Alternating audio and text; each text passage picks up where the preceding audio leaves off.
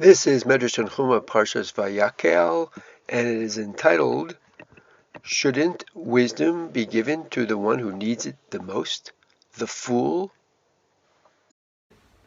Of course, it's all based on the fact that Bezalel was endowed with wisdom to, craft the Mishkan and many of the utensils.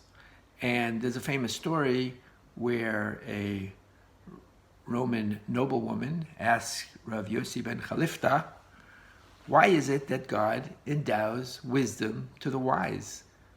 Why doesn't God give it to the fool? Doesn't the fool need it more? So Rav Yossi answered with a question, as Jews often do. What would you do, he asked her, if you had to lend money? Would you prefer to lend money to a rich man or a poor man? And she said, of course, I'd rather lend it to a rich man because he has a better chance of paying me back. And Yossi said, let your ears hear what you just said. The same thing is true with God. God doesn't want to waste wisdom on somebody who is going to use it in the pool halls or the street corners. God wants to give wisdom to somebody who's wise enough to be in the study halls and the synagogues. And so that's why God gives wisdom to the wise. The Be'er Mamarim, a commentary on Midrash Tanchuma, really frames it in a beautiful way. He says, what does God really want? How do you repay God for wisdom?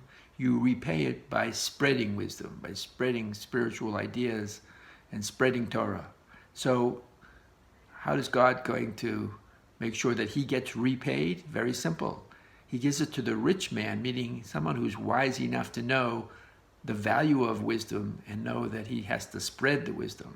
That's who God is going to give it to, not to the poor man, someone who has poor judgment and doesn't know the value of it and that it should be spread out to the masses. And so God won't waste his energy giving it to the poor man because the poor man can't repay it, meaning he can't spread wisdom to others. That is the definition of what wisdom is about and how you repay God. Just a last thought, the Mishkan itself was built with wisdom, not only in the way it was built, but there's an idea of shetocho kabaro, that Bezalel was commanded that, let's say making the aron, it was gold on the inside and the outside and the wood in the middle, tocho kabaro. And that, of course, is something, a moral message that the Talmud Chacham, that has to be tocho kabaro, his inside. In other words, everything that he learned and everything that he has absorbed as far as Torah learning has to be reflected on the outside, the way he conducts himself and his sense of justice and how he speaks.